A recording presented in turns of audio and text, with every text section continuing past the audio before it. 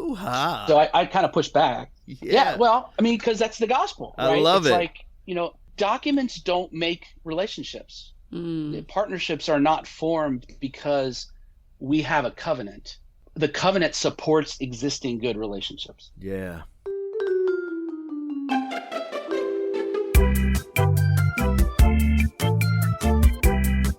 Hey listeners, welcome to another episode of Church Chat. This is a podcast where we have conversations about ministry that you wish you were having. I actually hope you're having these conversations, but all too often, these are not the kind of conversations we're having in seminary and getting ready to do ministry. So welcome to another episode. My name is Josh. And I'm Emily, and today's guest I'm super excited about because I always remember this, he was the very first person that I interacted with online after I got this job. He may not remember that, but I do. It was 8 years ago, and he made me feel like, okay, we're on to something. So what was that conversation? I want to know Jeff about Martin. that conversation. Do you remember, Jeff? Do you remember that?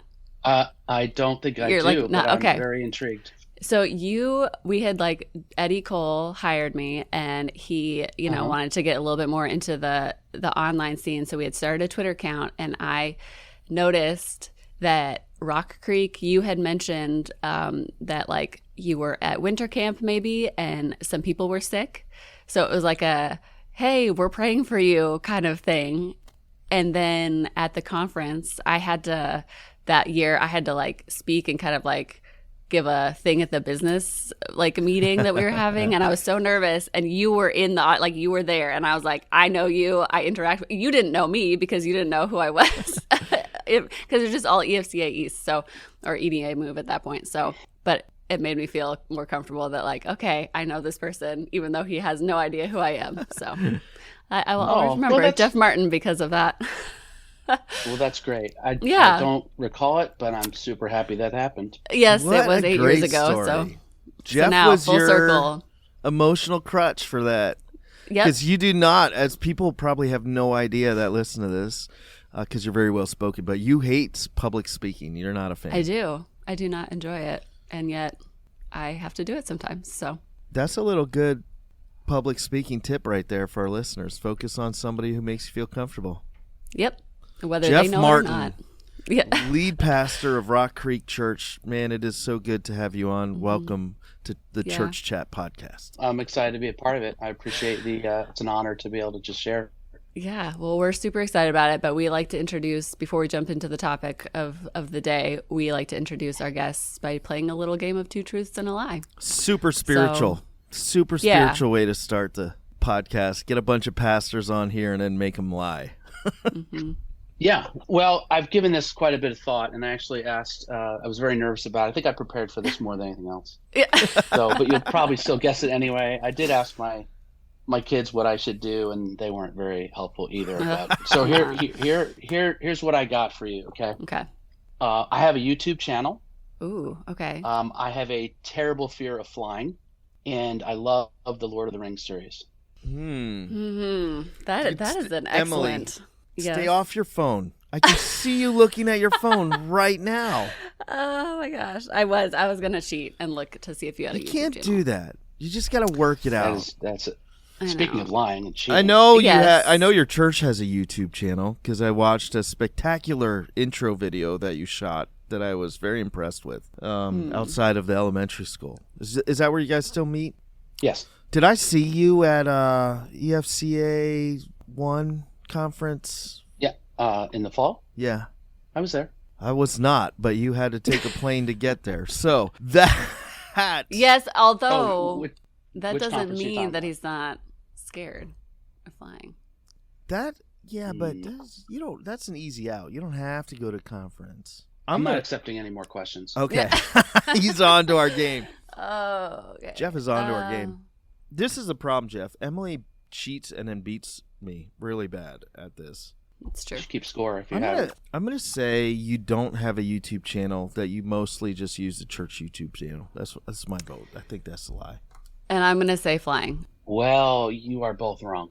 Oh, shoot. You gotta be kidding me. So I'm very excited about that. Yeah, I do have a YouTube channel. It is about boating. Very Really? cool. So, 2 years ago, my wife and I stepped up from a 19-foot deck boat, and we bought an express cruiser. And so this is my outlet, my creative outlet, and I have a YouTube channel which is called Eternity's Shore. I love that. That's super cool. We will definitely link to that in the show notes. I'm going to have to go look at that. I have an elder Yeah. who's just getting into boating, so I'm going to send him your way. Yeah, I'm not going to do any shameless plug because I don't usually talk about that with the church. That's okay. We'll But, shamelessly plug it for you. Yeah, we will totally shamelessly plug it for you. And I do have a terrible fear of flying.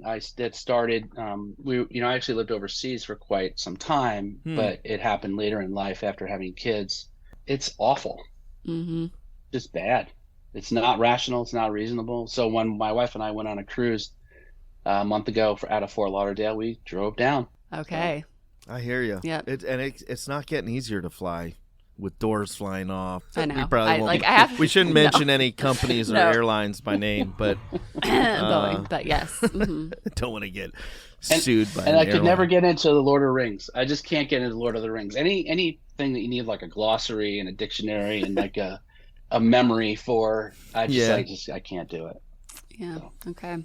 That was a very good, even though we both lost, I know. that was a very good one. Yeah. Yeah. And if I'm going to lose, I'd rather have you lose with me. So that worked out well. Cruel. But it is rare that both of us lose. Well, that's super cool. What got you into boating? So two things in particular.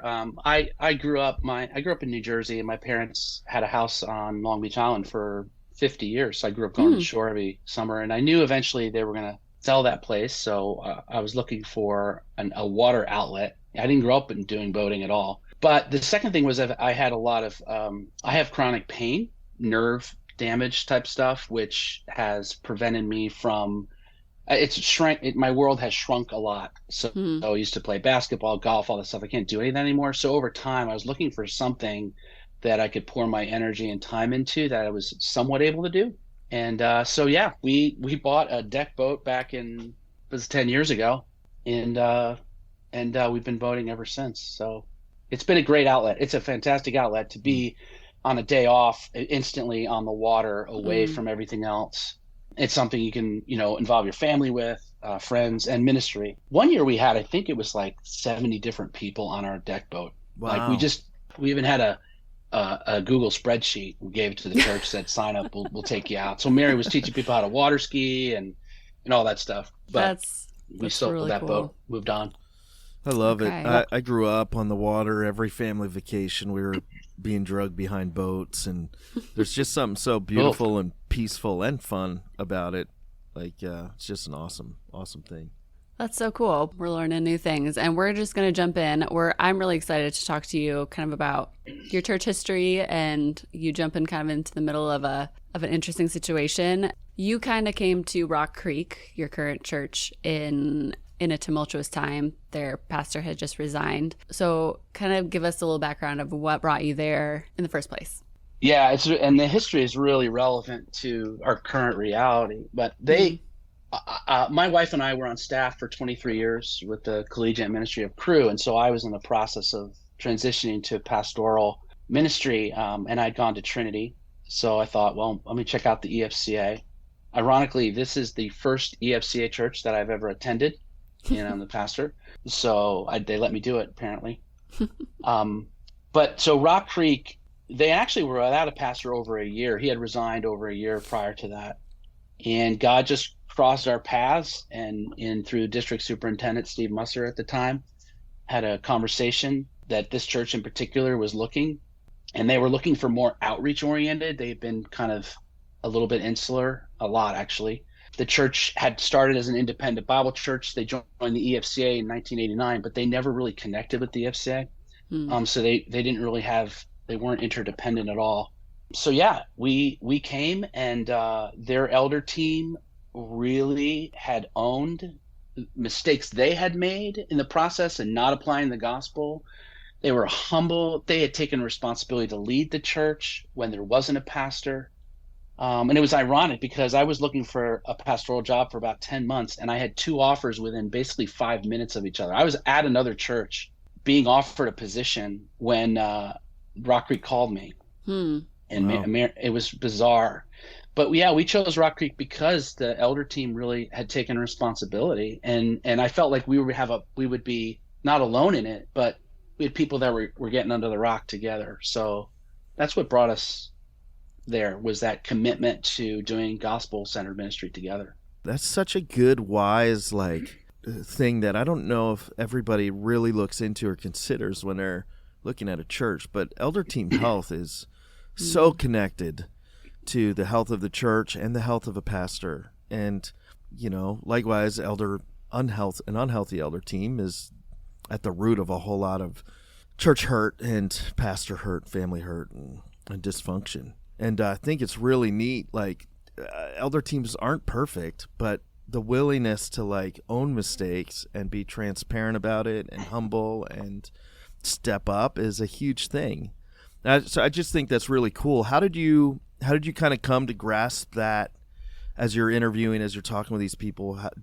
Was it just something they led with, or did that something you just were able to understand through conversations with them, the interview process? How did you discover the health of this elder board? Yeah, I would say all of it, but they told real stories about what it was like to be, in difficult conversations with their pastor. And I had served as an elder where we actually had to do a very similar thing, and our pastor ended up resigning. But I sensed there was not this church has all these problems and we haven't been a part of it. It was part of the problem was we failed to apply the gospel to this situation. I mean, they got an ultimatum from the pastor that basically said, you need to do one of these three things. And they said we shouldn't have done any of them. We should have said number 4, which is we're not doing any of those. But they did the third option, which was the easier one, which was to let him to leave. But during the 15 months or 14 months they were without a pastor, they were leading the church and they were keeping the church together and they were taking responsibility. I'll give you an example of this. It's just kind of a potentially awkward moment, but they asked me, because they had been so hurt by this situation, they asked me whether or not I would be willing to change the bylaws to help protect the elders from the situation of power that they got themselves into with the previous pastor.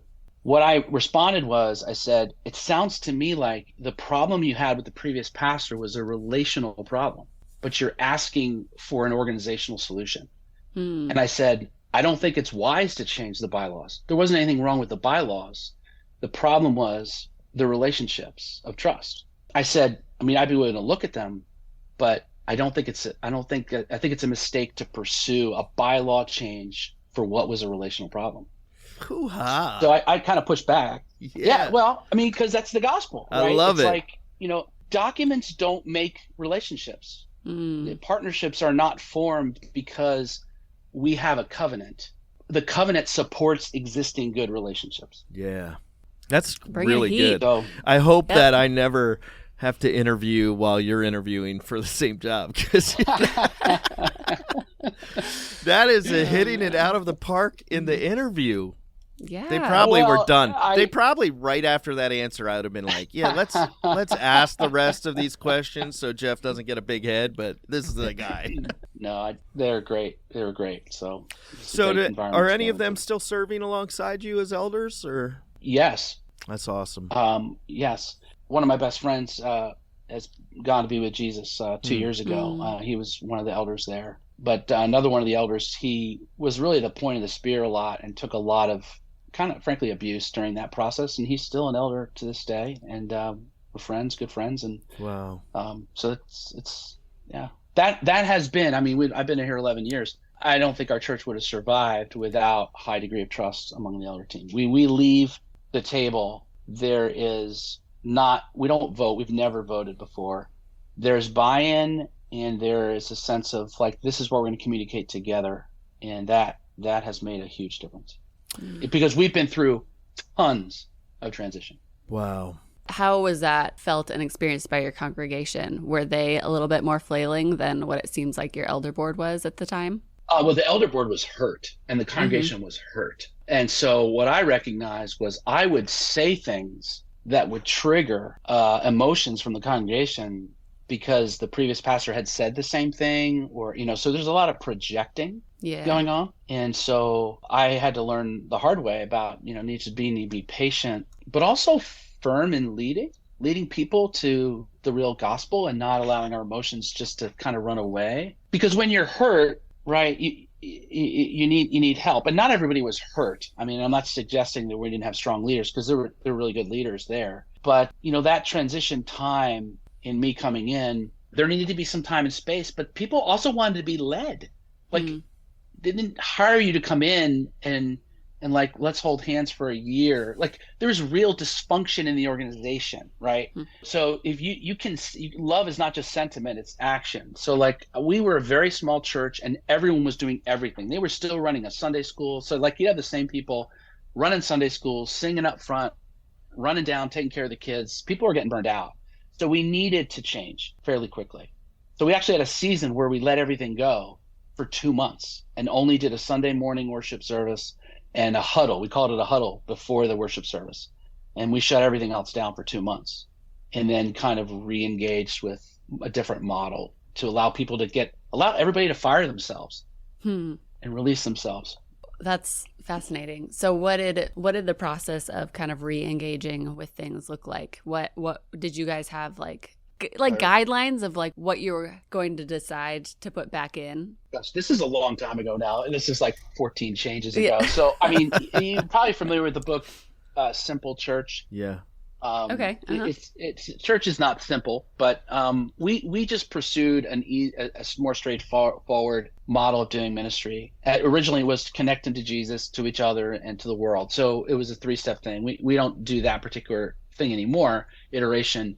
But we ended up getting rid of Sunday school eventually, which was really hard. The church had done Sunday school for 40 plus years, and we ended up doing a Sunday gathering and community groups. And our vision statement changed over time. I mean, it was like season after season of change. And it wasn't intentional on my part to go, we need to come and change everything. It was like a step-by-step realization that we need to be about something different. We needed to be about ministry more than church, if that makes sense. Like, we're not doing church. We're not here to do church. We're here to make disciples. And so what does that mean for us? How are we going to go about doing that together? So there were a lot of changes early on, and then we went through a more stable, but the real change came when we changed our vision statement.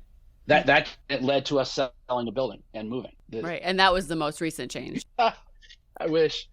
Oh gosh. No, I mean, yeah, well, I mean, here's the thing. 80% of our congregation is new in the last 2 years. Wow. Now, we're an incredibly transient environment. Our average person's here for 2 years. We've got people coming from medical school, people coming for government. They are coming on a 2-year loan from Tennessee to do something with the Nuclear Regulatory Commission or whatever. So we're a very transitory sort of situation. Plus, when we moved, we lost people, which we knew we would. And then we also added an affiliation. So in 2019, we became part of Acts 29, and our congregation's actually gotten much younger. And praise God, we've gotten more diverse. So we sold a building with 9 acres of land, never put it on the market, sold it to a church that was helped planted by our church, Messianic congregation. And we didn't know where we were going. Like, honestly, we're like, Lord, where are you taking us? And so we moved from a more rural-ish environment in Montgomery County to Rockville, Maryland. And it was absolutely positively intentional on our part. And just to give you context, when Rock Creek built the building that they were in 1983, Montgomery County was 86% white. Today it's 48% white. 1/3 of Montgomery County residents is foreign born. 40% of people in our county speak a language other than English at home. It is the most diverse, ethnically diverse county in the country. And for us to have ministry for the next 50 years, we need to be where people were.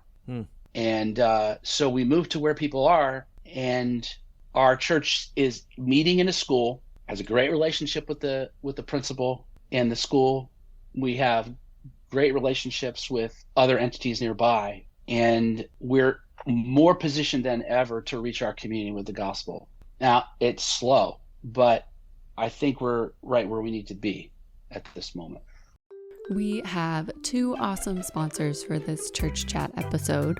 One of them was already mentioned, Josh and Jeff's alma mater, Trinity International University. We've been talking a lot about change with Jeff, and Trinity itself has undergone a great deal of change over the years, but their mission hasn't changed. They are dedicated to training men and women for gospel ministry, both here in the United States and around the world. Trinity Evangelical Divinity School, which we lovingly refer to as TEDS, is a broadly evangelical seminary offering graduate level certificate programs starting at $170 per credit hour, which is awesome. They've got master's and doctoral programs designed for pastors, children's ministers, missionaries, nonprofit leaders, and aspiring Christian scholars. These programs are offered both online, in person, and through local partner churches. You can check out teds.edu, that is TEDS.edu, today to learn more, or better yet, you can join us at 2024's EFCA East One Voice Leadership Conference, happening in October at Lancaster Evangelical Free Church. Representatives and faculty from TEDS will be there leading breakout sessions and would love to share more with you in person. Our second sponsor for this episode will also be at the conference this year. Check it out. Hey Judy, it's nice to see you. How's everything going at First Bree Church? We're doing well, Mark. Praise God. It's great to reconnect at the conference. Yeah, I just talked to Christian Investors Financial. We're thinking about some projects and have been setting aside money to prepare. Really? Our church hasn't talked to them in a while. We see them as a partner and try to stay connected. You know, CIF works with a lot of churches, and their expertise has been very important to us as we plan. I never really thought of them that way. Yes, we can focus better on our ministry goals with CIF's help on the financial side. I do know they care about ministry. They sure do, Judy. They're always talking about expanding God's kingdom, helping churches to not just survive, but thrive. You can always stop and see them at the conference or go to their website, christianinvestors.org. That's great. I didn't realize they did so much. They really do. Thanks, Mark. What was that website again? That's christianinvestors.org.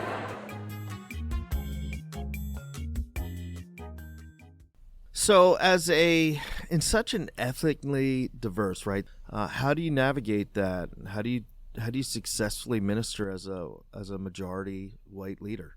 I'm going to say I don't know, and then I'm going to give you 6 things. Okay, how's that? That's perfect. Like, I love it.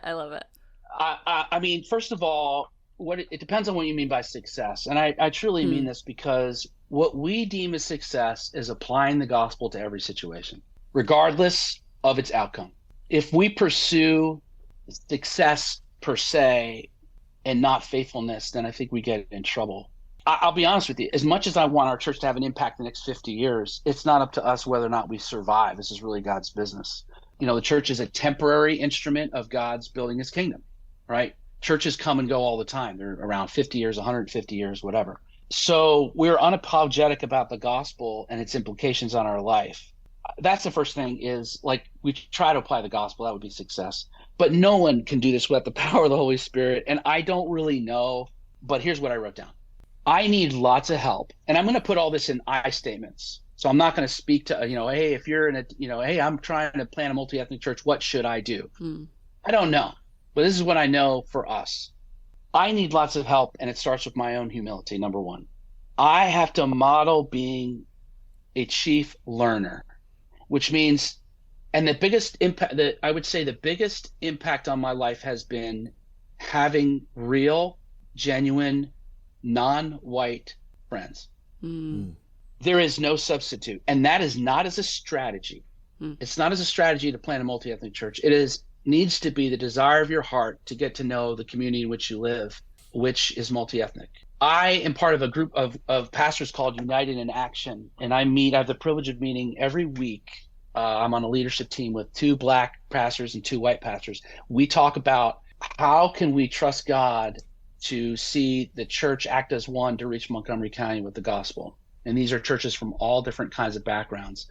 And we proactively address the issues that divide the church in order to do that. So we talk about race a lot. We talk about the economy. We'll talk about all kinds of issues that tend to divide the church. But you can't do that without a high degree of trust. And so for me, I have to have real friends who are in those real situations. That would be the first thing. And we need a lot of support. You need to have a kingdom mindset. You're not going to plant a multi-ethnic church without a mindset of working with other people. Other people have been in the community for many more years than you've been there. So reproducing your own stuff is not a good idea. So we partner with the Stepping Stone Shelter. We partner with the school. Some people may not want to do that. I mean, we're in a 85% left-leaning county in the country with, some people will be like, whoa, what is the school doing? It's like, you know what? We're trying to care for people in our city. Yeah. And we want to care about the students in the school. And we're grateful that there are teachers there. Instead of complaining about it, we're trying to help. So we support the PTA. I talked to the principal and vice principal last week about stuff going on. I think that's the other thing is you've got to be, for us, we need to be connected with what's happening. The next thing I wrote down is I need to help create real conversations about the impact of racism and classism on people. You can't avoid, if you decide you don't want to talk about it, what you're doing is the people that you're ministering to in your community is talking about it all the time. So you're irrelevant, okay? Because people are talking about it around the dinner table about its impacts personally. And what I don't mean is making statements. I mean, you can make a statement, and we've made statements before, but I mean opening up real conversations about how people are viewed and what they experience on a regular basis. And oftentimes in the majority culture, when people of, and ethnic minorities bring up situations that we find uncomfortable, we want to quote a statistic back to them, or we want to defend our own culture because we feel like they're attacking our culture, quote unquote, instead of listening. So we need to create environments where people can share those things. Our church is 60% white right now. We're 40% non-white. The school that we meet at is 29% Hispanic or Latino. It's 27% white. It's 26% Asian. It's 9% Black, and it's 9% two or more races. That's multi-ethnic. Yeah. Right. So 29 Hispanic is the largest people group of families in the school in which we meet. That's our context. And we also have a high immigrant population as well. So just having these kinds of conversations about how people experience church and being welcomed is really important. And then I would just say one other thing. I have to have max trust among leaders. So I talked about the elder team before. We have a fantastic staff team. The privilege of having a staff team in a small church, because we sold the building, we turned that into investing in people. So Rachel is full-time. She's phenomenal. She's our, family ministry director along with communication. And now we have Divi with us. Divi is our pastoral resident. He is Brazilian. His wife came to our church 5 years ago. We just work really well together. And there's a high degree of trust. And you have to have leaders who reflect your community. So more and more, we're looking to pursue qualified, men and women who are representative of the community that we're trying to reach. Yeah, that's amazing. And if I am being quite honest, like that all sounds very overwhelming to me as a person who likes ducks in a row and is not good at pivoting. So I've got to ask, does that come naturally to you? Just the thought of all the changes that you guys have had to make over your history at Rock Creek and your willingness to pivot and change course and do what you need to do. Did working for Crew help you just be kind of nimble in your ability to nimble I know, I really like that word. I used it in a previous episode too. To just shift gears when you needed to. Yeah, I mean, the Lord has put some sovereign foundations in my life that have been helpful. I came late to a love of church, and that was good for me because I didn't come with a lot of, this is what church has to be. And living for 7 years in Bulgaria, right, which is where we're, trying to launch campus ministries, I went from being on an all-American team to leading an all-Bulgarian team. So I've had to learn about different cultures and what it feels like to be a foreigner. That's been helpful in terms of my background. And then God brought these real dear brothers and sisters in United in Action my way. And I've learned a lot in the last 10 years about my own baggage and my history and my family's history with racism. And it looked very differently for me, but it's still part of the sin pattern that's in all of us. And I need to be willing to look and see where that existed in my own heart and in my own life. Crew definitely helped because, yeah, you got to be flexible. And living overseas, oh my gosh, it was crazy all the time. You didn't know what to expect. So I wouldn't, everyone looks at me and goes, you're definitely a change agent. I'm not passionate about change, honestly, at all. I want stability. I'd love people to be here longer. And like, I like making things that exist better. I don't really like creating things from scratch. And I feel like God just put me in this wild situation where he's like, I assumed we were going to go, I was going to start preaching the gospel and the church would grow where it was. That's just what I assumed. Like, okay, yeah. Mary and I are going to go, we're going to make some tweaks and changes, and we're going to love each other. And we're going to, like, I never in a million years dreamed we were going to go plant a church and sell the building. Like, I was like, what the heck? Why, Lord, are you doing this? I'm a grandfather. Okay. My grandson turns 1 this week. Why am I doing this? And I go into these church planting things. I'm the oldest guy in the room usually. Why me, Lord? But I think it was for such a time as this because, we cared about applying the gospel. We cared about the gospel. We really do salute to this vision of trusting God to multiply diverse communities of people transformed and empowered by the gospel. We salute to it. And we're willing to organize ourselves around it and not around our comfort. I love that.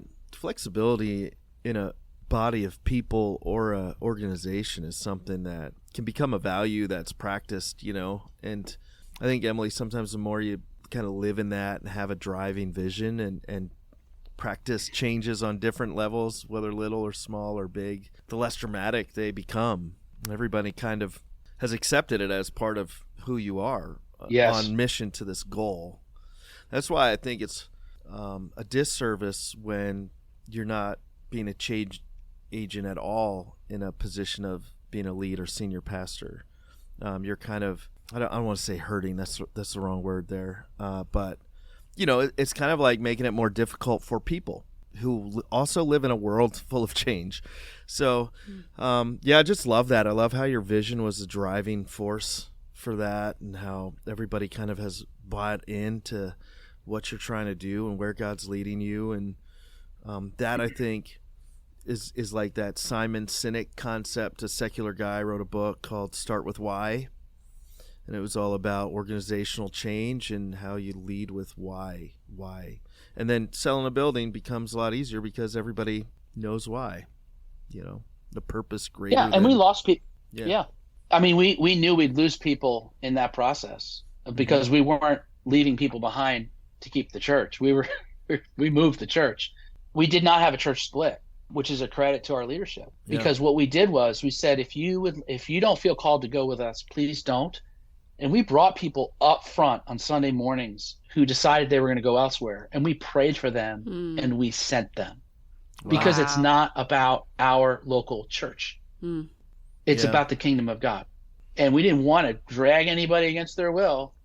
Like, no, you need to go elsewhere and bless that congregation and make disciples there. That's such a very healthy, awesome. Yes. Oh my gosh. I'm so glad this is being recorded and sent out into the world. How far was the move? The distance driving, maybe 12 to 15 minutes. Yeah. But culturally, 180 degrees. Wow. That's awesome. Yeah, because we were near an agricultural preserve. So, we spent a lot of time in Pennsylvania. So, like, you could, if you drove up to our little brick building on 9 acres of land in the rolling hill there, you would think, oh, I'm in Pennsylvania. Yeah. Like, I'm in the middle of, like, rural Pennsylvania. But then right outside of that, 1.2 million people in the county. So it culturally was a big shift. Do you have just a thought of like why more people, is it just an American thing that we don't view church that way, like as just the extension of the kingdom of God? I mean, I think it's so easy for us to like just get in the mindset of like our church or the highway, it's just our people and we want them to hold them so close and we're doing it the best way, and we don't have that kind of more like big C church global mindset. I think people are, well, number one, I think some pastors are afraid to lose their jobs, or they're afraid that if they don't focus on their church and grow their church, that either they'll lose job or that it's an identity thing. I want my church to be bigger. I want my church to do this, instead of saying, I want to help reach my community with the gospel and make disciples. And I'm so happy that I can help this church down the road because we're like-minded. So we work with churches that are different than us, but we great relationship. So the kingdom mindset, I think it's fear. And I think it's the same reason why people in the congregations generally have a hard time reaching out to other people that are not like them. There's a discomfort level there's a loss of control. There is an identity crisis sometimes with, like, what do we do with these people that are not like us? It's just plain more difficult. It's difficult. And we don't want to do it. We like to be around people that are like us and think like us. And we prefer to be in our echo chamber.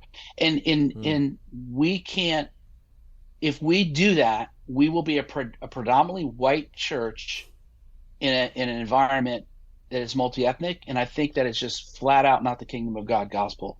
I just flat out believe it to be true. If you look at Romans 16, by the way, we just got done with Romans.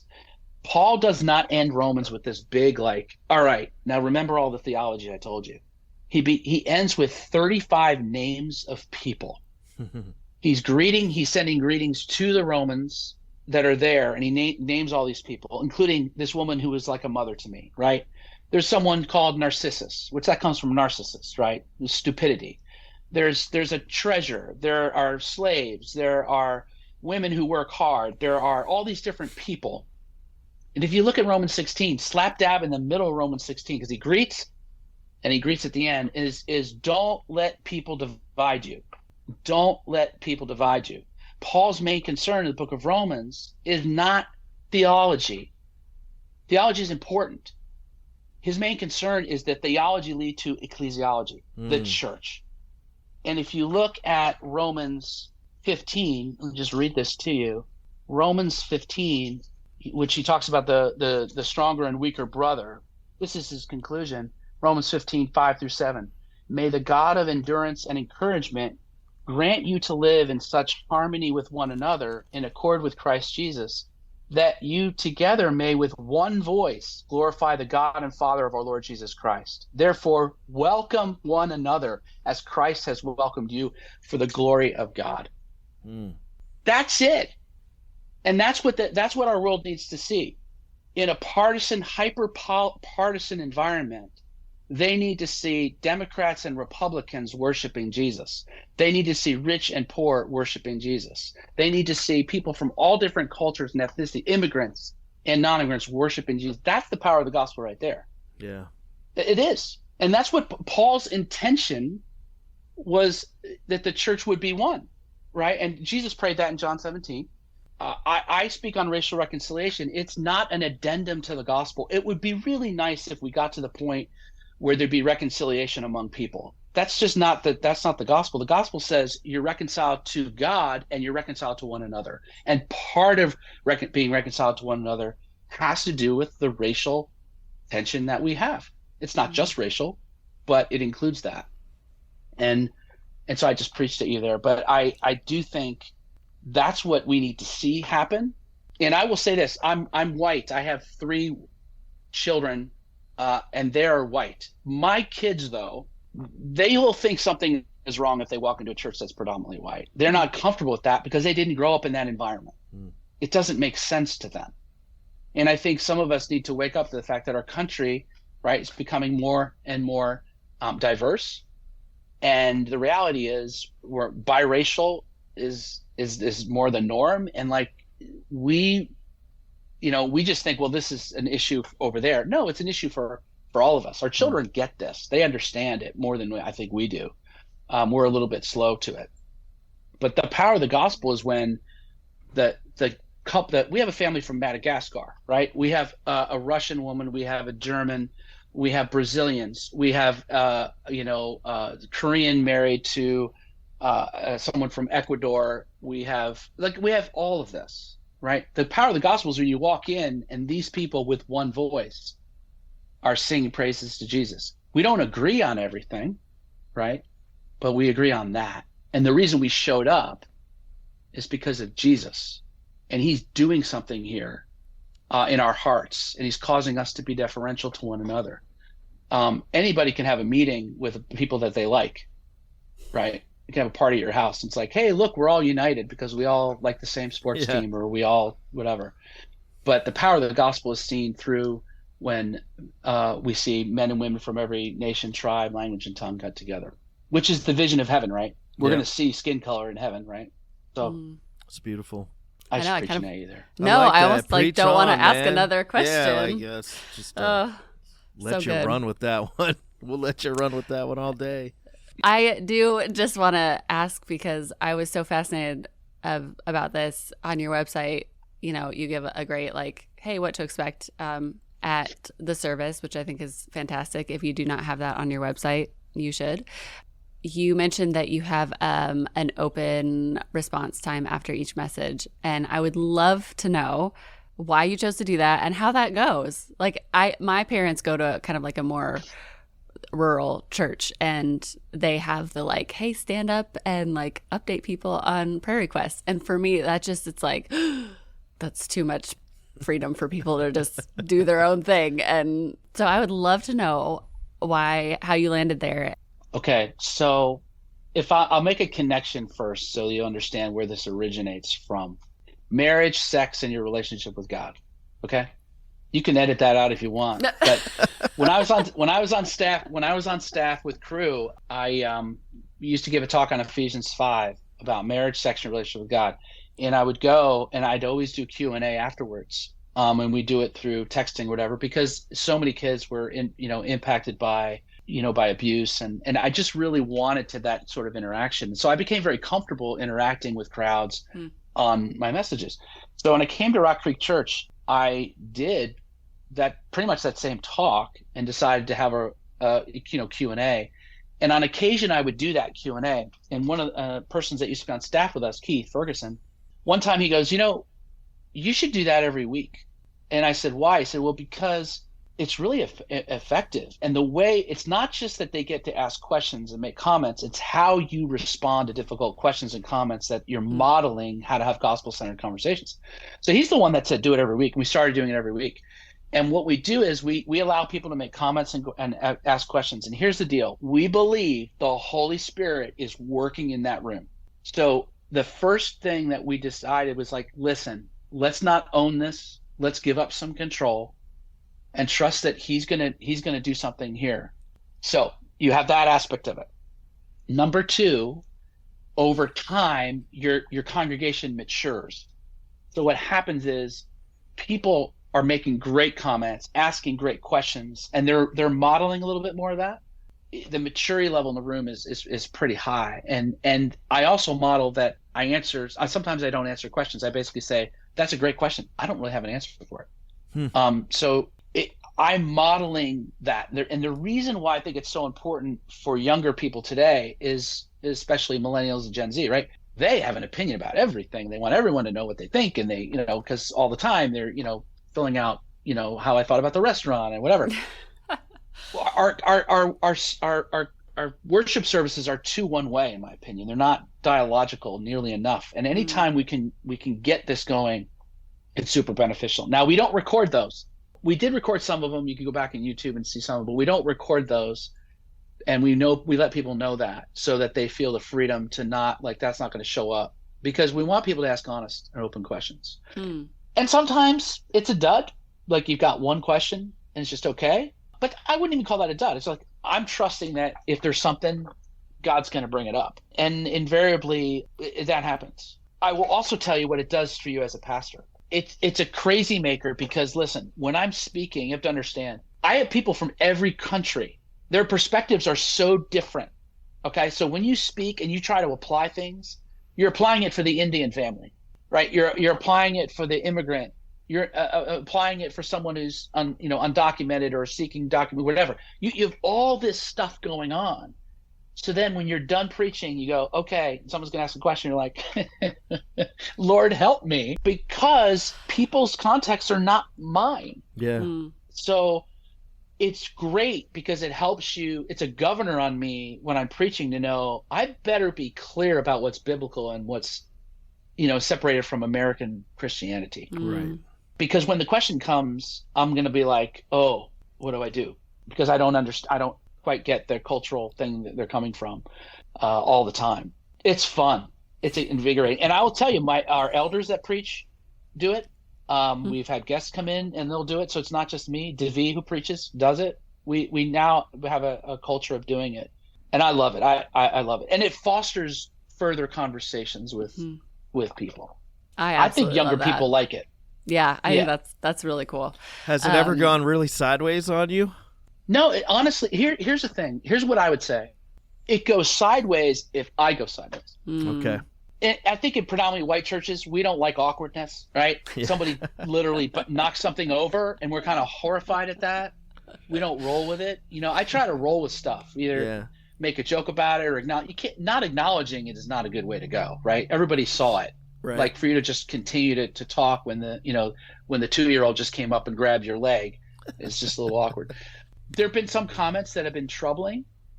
And I will just say, hey, I really appreciate you opening up and sharing that with us. And that's all I'll say. And I think that's okay with people because they realize that I do love people and we're allowing them to share what they think. Yeah. I would say at least a third of the time, someone will share something that is deeply profound and is something the Spirit is doing that wasn't coming from me. And now everyone got to benefit from it. Yeah. It's beautiful. And sometimes when they'll share, I'll just say, amen. That's awesome. Bring up the worship team. That's the last word. I'm not having the last word. That's the last word right there. Yeah. By the way, when you do that in a multi-ethnic context, when you give people, especially ethnic minorities and others, when you give them the last word, that's important. I don't realize how important that is. I've had people come up to me and say, do you realize what you just did there? I'm like, I don't know what you're saying, but they're like, you're giving them the last, you're empowering people to have a voice and to express something, and you're not correcting it. You're just basically saying you let it stand and be. And I think that's encouraging for people because then they feel like they can share. So you mentioned young people in there, in the younger generations, and earlier you mentioned that you have a much younger congregation now. That's not a particularly easy, churches don't find that to be an easy group to reach or minister to. How's that worked for you? Any things that you've seen work really well in connecting with that? Is that just a product of being a cool pastor who wears an Adidas thing and work for crew, jump shoot, whatever you're wearing right there? Okay. Tracksuit. Here's the deal. You either edit that out or you let me say I am the least of all cool people. I'm not the skinny jeans guy. I'm not skinny anymore. So here's what I would say. Acts 29 has actually helped us, that church planning network, as people have looked for that. The other thing that's helped is we have community groups, and we don't put community groups by age. We want cross generation. We think that works best. But what we've done is we've empowered our young adults to just hang out and do their own thing, in the sense of like they're on a WhatsApp. Okay. And you can't get on this WhatsApp if you're over 40. Okay. Yeah. That's basically what we say. If you're over 40, you're not getting on the WhatsApp. And so we're a small church, but there's a community within a community. There are people that hang out, they go hiking, they do things, and they just say, hey, who's doing this? I'm going apple picking. Who's doing that? And so I have been the beneficiary of some young people that have come in who have been outstanding leaders and gatherers who have done that. Now, a couple of those people have left, and that's been unfortunate, but I can't take credit for that. There's just a vibe there. That's one thing. The other thing is you've got to let them lead. But as an example, I think we have a couple, they're 24 years old, 25 years old. They lead a community group, and one of our elders and his wife are in that community group. They used to lead that community group. So we have an elder and his wife who's on Titus 2 who's being led by 25-year-olds in their community group. You got to let them lead. You have to coach them, but you need to let them lead, and don't create all the structure of all the hoops you have to run through. And I'll say one other thing about this, and this is maybe it's a little controversial. I think everybody, including myself, has to have a replace yourself mentality in the church. Yeah. Everybody does. Everyone has to have how can I raise up to replace myself in this particular ministry? And it doesn't mean you shouldn't, work according to your giftedness. but it means you've got to create space for the next generation of leaders, and you've got to get out of the way, and you've got to empower other people, because that's what we're called to do. And that's not easy, because a lot of our identities are wrapped up in what we do. When I was looking for a pastoral job, I was a volunteer on staff at a previous church, pretty big church. And I was exploring whether or not I was going to become an associate pastor there. And I preached a couple times for them. And in my conversation with that lead pastor, his response to me was, "You need to be a lead pastor." I was like, "Okay, if that's what you think. That's fine. My concern with you staying is that your preaching is good. And my concern is people are going to start to follow you." That is such an unhealthy attitude.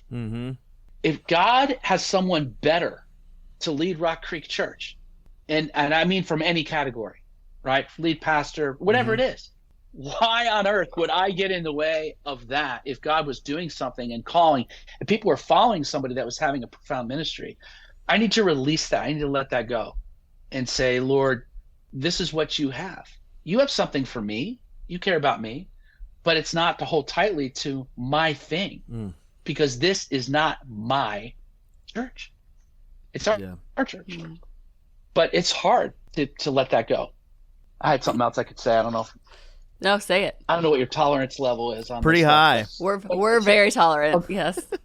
Okay, so I went on sabbatical last year, and one of my elders, Brian, he said, "Jeff, you're good at equipping younger people. Let's hire a pastoral resident." I never even thought about it. He's like, we have money. Let's hire a pastoral resident. You can train him, you can equip him, and then we'll send him to plant a church or be a pastor somewhere else. I said, "All right, love it. Is everyone else okay?" "Yeah, we're okay with that." So I contacted some of our leaders in our district, and I asked the question. I said, "Hey, I'm opening up this position. We're going to pay people. We're going to pay somebody, okay? It's a paid 1-year position. You're going to be an elder. You're going to have preaching. You're going to have absolute leadership responsibility. I'm looking, who's the bench? Who's the bench in our district? Guys that you see that are ready to go. Like I'd love to work with them." Now, in my heart, I wanted this person to be an ethnic minority person for our context. So I was also praying and hoping that God would raise up a qualified person for this role. The response I got is, "Jeff, it's hard to find that out." And I said, "Why?" He says, "Because a lot of these young men do not want to identify themselves. They don't want to let it known that they're interested, because they're concerned they may not have a job. Because once they start looking actively, the church would say, go ahead if you feel like that's what you want to do." And this is horrifying to me. Now, we ended up with DV, which is an amazing story, and you should have him on a future podcast, because his story is amazing. They were in a Brazilian church, left the Brazilian church to be a part of a multi-ethnic church. It's amazing, okay? He should be here. I shouldn't even be talking about this stuff.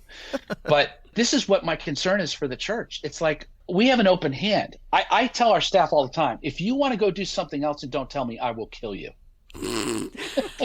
I'm like, I'm going to help you find your I want to help you find your next job. We sent Keith and Julie overseas. We have a previous worship pastor who said, "I really want to be a full-time worship pastor." Great. Let's help you find that place. We send him to be a full-time worship pastor. It's not a threat. It's like, what is God calling you to do? And if I wouldn't do that with an elder who came to me and said, "I'm questioning my calling," and so, well, then get the heck out, right? I would never do that with staff.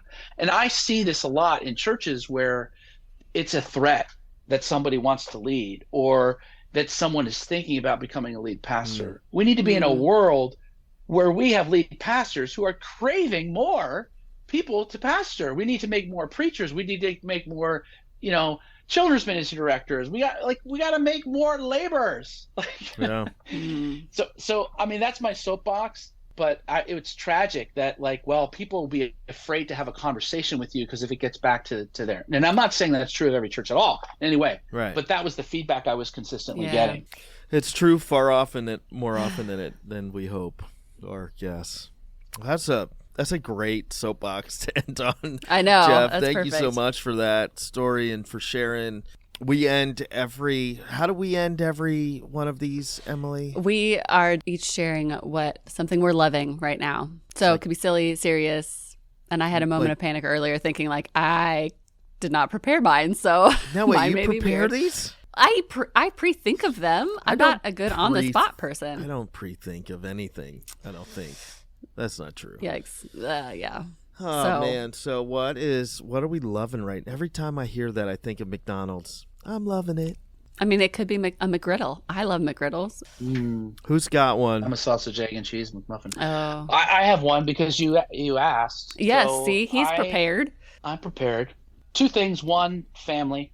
I have a great family and excited for our second daughter is getting married in October. So we're growing our family and it's wonderful. And boating. I love boating, and it's spring. And our boat goes back in the water on April 3rd, so we're launching April 3rd. And so it's very, very, very exciting. That's a lot of fun. That's super fun. Have you thought of one, Josh, since you're on the fly? I don't even remember what I've been saying on these things. It's just such but see, this is why you can tell that you don't prepare, because it's always kind of similar. Of like, I love having these conversations. Are you just busting on me right now? I am 100% calling you out on that. I know. What I'm loving right now. Don't say this conversation. I will be so mad at you. It's conversations like these. Gosh, shut it. Nope. No, I'm loving spring, and I got my kids all have really incredible stuff going on right now, and I don't want to brag about them, or I do brag about them. Yeah, go for it. Like it's just and I know this might not publish right this week, or it's not going to, but I got my youngest just loving spring Little League, and got my middle child doing track and part of the play, and my oldest is wrapping up her senior year with like being Fiona in the Shrek musical, and it's just been that's awesome. It's been a lot of fun just to watch them do their things and just to enjoy it a little bit. So that's what I'm loving right now, just watching your kids do their thing, That's fun. Is that too similar to having a senior? Yeah, it's challenging. There's some emotional days for sure. My father raised us really well, though. Like he always talked about how each chapter it may be difficult to move to, but it always is full of really cool things that you didn't see coming. And so we got to experience that with him, and like I got to become like best friends with my dad after college, and so I look forward to like those parts of our journey too, which helps with the whole I want to go lay in bed and cry all day kind of stuff. That's fun. Well, I'm gonna it's not fun. Wait, no, it isn't fun, because I have an 8 and 10-year-old, and I don't go a week without internally crying that they're getting older. So, and I've still got some years on you. So I'm going to make a mildly shameless plug for cohorts, because it's somewhat related to what I'm loving right now. Again, we as a district have lots of cohorts happening, and we just had our first meeting for our communications cohort, and I was in need of a project management tool, because my endless notes on random pieces of paper was clearly not working, because juggling lots of projects, and I'm just a list maker, and I need them to be in a very specific place. So I've put it out to our cohort people for a good project management, and it led me to Asana, which is free, and it's working really well for me, and I would highly recommend it. I know people who love things. My husband is one of them, but I didn't want to pay $50 for it. So free Asana. It works really well. Asana. That's interesting. I'm just jotting that down. Yeah, I also Me too. love that the cohort things have been so exciting, right? Like it's just highly motivated, invested people. I hear about worship cohort every week from my worship guy who's in it, and there's just a lot of like excitement around those, and it's pretty cool. Like I know yours, Emily, has the Zoom meetings, but also Slack channel for ongoing support. I think a couple of our other ones do that too. Does the family ministry the do kids that? Ministry ones. Yep, family ministry does that as well. So. And then you have the exec leadership one. I imagine they just do spreadsheets for everything. Yep, all weird and organized like them. Lots of highlighters, but they're awesome group too. It's pretty exciting. Well, we don't have an awesome way to say goodbye. We just say, hey, thanks so much for listening and jumping on another episode of Church Chat, our podcast that we love so much, because we do love these conversations. Yes, now, we can love it. It's time to say bye. So see you next time. The Church Chat podcast is for educational purposes only. We dive deep into important and sometimes sensitive conversations and topics about life in ministry. Please know that the views and opinions expressed in this podcast are solely the views and the opinions of the guests and the hosts and do not necessarily represent the organizations that we work with. Nor should our views or opinions be considered a full perspective of circumstances that may be mentioned in this podcast. Our perspectives are limited, and so will be this podcast. What we hope to do is have conversations and spark greater conversations that will lead leaders and their organizations towards greater health. The Church Chat podcast is edited by Emily Gardner and produced by Emily Gardner and Josh Ott. The Church Chat podcast is supported by EFCA East, an Eastern District of the Evangelical Free Church of America, covering 6 states. EFCA East helps leaders live well, lead well, and multiply, helping churches find new vitality and multiply transformational churches on the East Coast. The EFCA is multiplying transformational churches among all people. For more information, visit efcaeast.com. We hope you enjoyed this podcast and can't wait to see you on the next Church Chat episode.